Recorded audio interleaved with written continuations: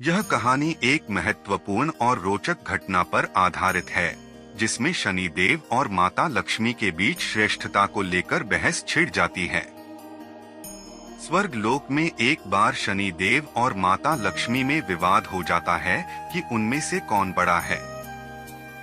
लक्ष्मी जी कहती हैं कि वह बड़ी हैं, जबकि शनि देव स्वयं को श्रेष्ठ मानते हैं।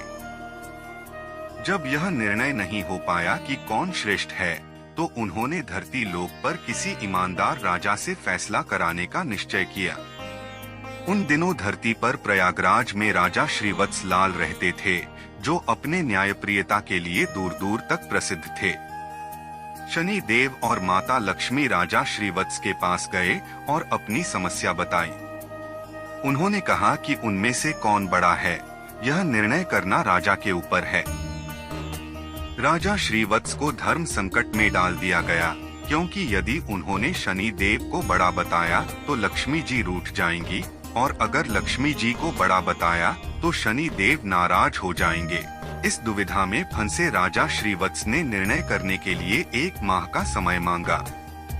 उस 1 महीने के दौरान राजा की नींद हराम हो गई और वे इस बारे में चिंतित रहने लगे कि आखिरकार किसे श्रेष्ठ बताया जाए। राजा की पतिव्रता रानी वैष्णवी ने राजा की चिंता को देखा और उन्हें एक सुझाव दिया। रानी ने कहा कि राजा अपने मुख से किसी को बड़ा या छोटा न बताएं, बल्कि सोने और चांदी के सिंहासन बनवाएं। सोने का सिंहासन दाईं ओर और चांदी का सिंहासन बाईं ओर रखा जाए। 1 महीने बाद जब शनि देव और माता लक्ष्मी दरबार में पहुँचे, तो वैसा ही हुआ जैसा रानी ने बताया था। माता लक्ष्मी सोने के सिंहासन पर विराजमान हो गईं, जबकि शनि देव चांदी के सिंहासन पर बैठ गए। जब उन्होंने राजा से निर्णय मांगा, तो राजा ने कहा कि वे स्वयं ही अपने बड़े या छोटे होने का फैसला कर चुके हैं। यह सुनकर शनि देव नाराज हो गए और दरबार छोड़कर चले गए। माता लक्ष्मी ने राजा को आश्वासन दिया कि शनि देव के प्रकोप से वे चिंता न करें, क्योंकि वे उनके साथ हैं। लेकिन शनि देव ने राजा पर ऐसा प्रकोप बरसाया कि उनके राज्य में भयंकर अकाल पड़ गया। लोग भूख से मरने लगे और राज्य में आपदा आ गई। यह देखकर राजा श्रीवत्स ने राज्य छोड़ने का निर्णय लिया और अपनी पत्नी के साथ घर से निकल पड़े। उन्होंने अपनी पोटली में हीरे जवाहरात और कुछ आभूषण बांध लिए, ताकि विपत्ति में उनका उपयोग कर सकें। घर से निकलते ही भयंकर आंधी तूफान आ गया और राजा रानी रास्ता भटक गए। उस समय माता लक्ष्मी एक छोटी कन्या के रूप में आई और लालटेन की सहायता से उन्हें एक नदी के किनारे पहुंचा दिया। नदी को पार करने के लिए शनिदेव ने नाविक का रूप धारण किया और राजा रानी को नदी पार कराने के लिए कहा। पहले रानी को और फिर राजा को पार कराया, लेकिन जब राजा की धन की पोटली लेने की बारी आई, तो शनि देव वह पोटली लेकर नदी के बीच से गायब हो गए। अब राजा रानी के पास कोई धन नहीं बचा और उन्हें भूख का सामना करना पड़ा। वे इसे भगवान की इच्छा मानकर आगे बढ़ गए और एक गांव में पहुँचे, जहाँ के लोग जंगल से लकड़ी काटकर बेचते थे। राजा अपनी रानी के साथ गांव में रहने लगा और लकड़ी बेचकर अपना गुजारा करने लगा। लक्ष्मी जी की कृपा से उसे जंगल में चंदन का बाग मिल गया। राजा ने चंदन की लकड़ियों को बेच-बेचकर काफी पैसा कमा लिया। अब उसका जीवन सुखपूर्वक बीतने लगा था। राजा और रानी को सुख चैन में देखकर शनिदेव ने एक नई चाल चल दी। एक सौदागर था जो उस गांव से चंदन की लकड़ी भरकर दूसरे राज्यों में ले जाया करता था। एक दिन उसका जहाज नदी के किनारे पर फंस गया। उसने जहाज को चलाने की बहुत कोशिश की, लेकिन जहाज हिला तक नहीं। सौदागर के समझ में नहीं आ रहा था कि अब क्या किया जाए। तभी शनिदेव ब्राह्मण का रूप धारण कर उसके पास आए और बोले, तेरे जहाज को कोई नहीं चला सकता, लेकिन एक उपाय है। यदि कोई पतिव्रता स्त्री तेरे जहाज में हाथ लगा दे तो तेरी नाव चलने लगेगी। सौदागर ने वैसा ही किया। उसने पूरे गांव की स्त्रियों को बुलाया, सबने जहाज को छुआ, पर फिर भी जहाज नहीं चला। किसी ने बताया कि गांव में एक और स्त्री है जो यहाँ नहीं आई है। सौदागर स्वयं उस स्त्री के घर गया। वह स्त्री कोई और नहीं बल्कि रानी वैष्णवी थी। सौदागर ने रानी से जहाज को छूने के लिए कहा, लेकिन रानी ने मना कर दिया और कहा कि उसके पति जंगल में लकड़ी काटने गए हैं, इसलिए वह जहाज के पास नहीं जा सकती। सौदागर के आदमी ने यह बात जाकर सौदागर को बता दी। सौदागर समझ गया कि यही स्त्री पतिव्रता है और यही उसके जहाज को निकाल सकती है। वह शाम को फिर रानी के घर गया। उस समय राजा घर पर थे, इसलिए रानी ने निमंत्रण स्वीकार कर लिया। राजा ने रानी से कहा कि वह जहाज को छू दे, जिससे कि वह निकल सके। रानी ने पति की बात मानकर जहाज को छू दिया और जहाज हिलने लगा। यह देखकर सौदागर के मन में पाप जागा और उसने सोचा कि क्यों न वह रानी को अपने साथ ले चले। वह स्त्री बहुत सुंदर थी और अगर कहीं जहाज फिर फंस गया तो उससे छूने को बोल दूंगा और जहाज निकलवा लूंगा। यह सोचकर उसने वैष्णवी को अपने साथ खींच लिया और जहाज लेकर चल दिया।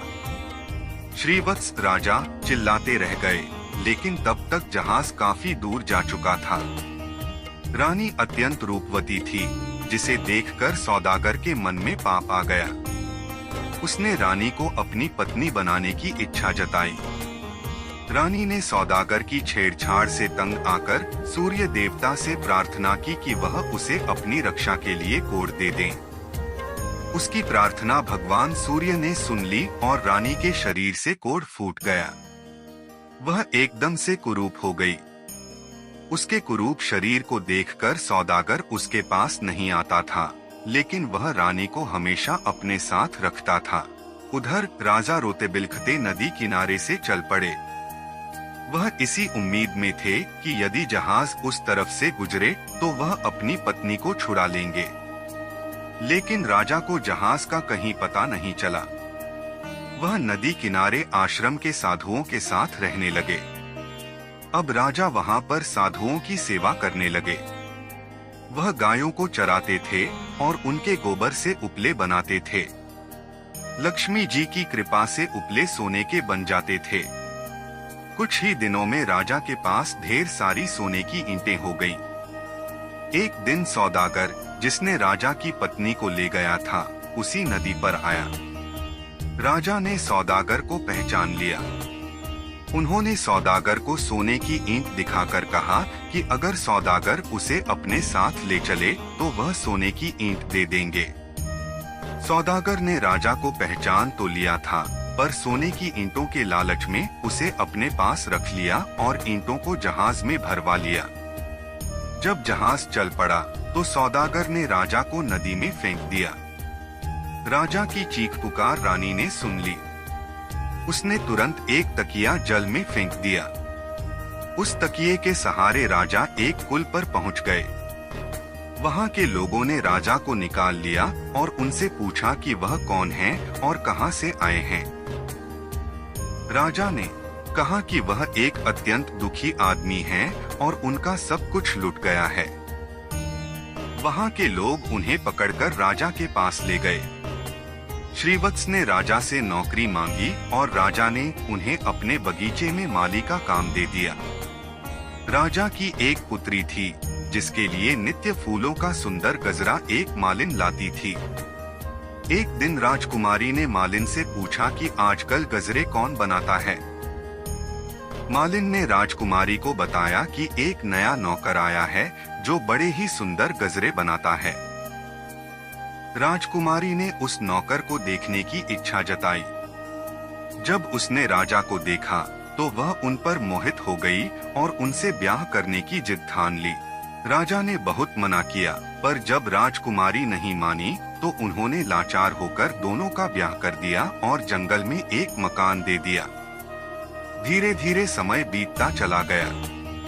कुछ दिन बाद श्रीवत्स ने राजकुमारी से कहा कि बेकार बैठे रहने से उसका मन नहीं लगता। उसने राजकुमारी से कहा कि वह अपने पिता से कहें कि उसे जहाजों की चुंगी का ठेका दे दें। राजकुमारी ने अपने पिता से यह प्रस्ताव रखा और राजा ने भी इसे मान लिया। अब श्रीवत्स आने वाले जहाजों से चुंगी लेने लगे। 7 वर्ष बीत गए और शनिदेव का प्रभाव खत्म होने लगा। एक दिन सौदागर का जहाज वहीं से निकला। श्रीवत्स ने उस जहाज को रोक दिया। सौदागर को क्रोध आया और वह तुरंत शिकायत लेकर राजा के पास पहुंचा। राजा ने श्रीवत्स से पूछा कि वह सौदागर के जहाज को क्यों नहीं जाने दे रहे हैं। श्रीवत्स ने बताया कि महाराज, सौदागर के पास मेरी सोने की ईंट है जिसे वह वापस नहीं दे रहा है। महाराज को आदेश दिया गया कि वह इस मामले को दरबार में सब लोगों के सामने प्रस्तुत करें। वहां सौदागर ने ईंटों को दिखाया जो एक तरफ से जुड़ी हुई थीं। शर्त यह रखी गई कि यदि सौदागर ईंटों को खोल देता है तो सारी ईंटें उसकी होंगी। अगर वह ऐसा नहीं कर पाता तो श्रीवत्स उन ईंटों को खोलकर दिखाएंगे। दरबार में ईंटों को लाया गया और सौदागर से कहा गया कि अगर ये तुम्हारी सोने की ईंटें हैं तो इन्हें खोल दो। अगर तुम नहीं खोल पाते तो ये ईंटें तुमसे ले ली जाएंगी। सौदागर ने शाम तक उन ईंटों को खोलने का प्रयास किया, परंतु एक भी ईंट नहीं खुल सकी। अंत में जब शाम हो गई तो श्रीवत्स की बारी आई। उन्होंने चंद मिनटों में ही उन ईंटों को खोल दिया। तब राजा ने पूछा कि श्रीवत्स कौन है, तो उन्होंने पूरी कहानी बताई और बताया कि उनकी पत्नी वैष्णवी को इस सौदागर ने छीन लिया है। राजा ने सौदागर से कहा कि वह तुरंत वैष्णवी को पालकी में बुलवाए। इसके बाद सौदागर को पकड़कर कड़ी सजा दी गई। वैष्णवी ने सूर्य भगवान से पुनः प्रार्थना की कि वह उनके रूप को फिर से पहले जैसा कर दें। भगवान सूर्य देवता की कृपा से वैष्णवी फिर से सुंदर हो गईं। राजा ने आदर पूर्वक श्रीवत्स को बहुत सारा धन देकर विदा किया। साथ ही वैष्णवी को भी अपनी बेटी मानकर खूब धन दौलत देकर विदा किया। राजा अपने राज्य में लौट आए और पुनः राज सिंहासन पर सवार हुए। एक दिन शनिदेव ने प्रकट होकर राजा श्रीवत्स से कहा, राजन, हम दोनों की स्पर्धा तो एक बहाना था। हम आपके सत्य की परीक्षा ले रहे थे। शनिदेव ने आगे कहा, जो विपत्ति में भी अपने धर्म और सत्य को नहीं त्यागता उसका कभी नाश नहीं होता। देवता भी उसकी सहायता करते हैं। गरीबी में भी जो अन्याय का मार्ग नहीं चुनता और पाप का धन नहीं खाता वह देवताओं का सदा कृपा पात्र रहता है। शनिदेव ने कहा, धन संपदा पाकर भी जो अभिमान नहीं करता और किसी का अपमान नहीं करता, मैं कभी उसका बुरा नहीं करता, बल्कि उसकी सहायता ही करता हूँ। मेरी कृपा से लोग पल भर में धनवान बन जाते हैं और मेरे प्रकोप से पल भर में कंगाल हो जाते हैं। अंत में शनिदेव ने कहा, राजन, मेरे वरदान से तुम्हारा राज्य फिर से संपन्न हो जाएगा। तुम्हारी प्रजा खुशहाल हो जाएगी और तुम्हें कभी दुख या दरिद्रता का सामना नहीं करना पड़ेगा। शनिदेव और माता लक्ष्मी राजा को वरदान देकर वहां से चले गए। जय माता लक्ष्मी, जय श्री शनिदेव। अगर आपको यह कहानी पसंद आई हो तो हमारे चैनल को सब्सक्राइब करें। धन्यवाद।